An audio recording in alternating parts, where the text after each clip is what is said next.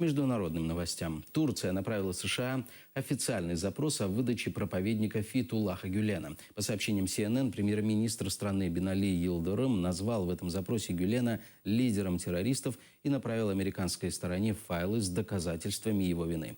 После попытки государственного переворота президент Турции Реджеп Таyyip Эрдоган обвинил оппозиционного проповедника Фетхуллаха Гюлена в организации мятежа.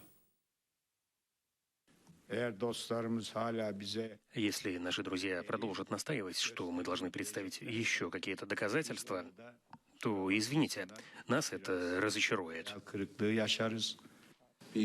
Более широкий взгляд на ситуацию дает впечатление срежиссированного переворота. Никто не тронул самых важных политических лидеров, бомбили пустые здания, убивали обычных гражданских, ни в чем не повинных людей. Танки стояли на площадях, но ничего не делали. Если все это оценить, то картина настоящего переворота никак не складывается.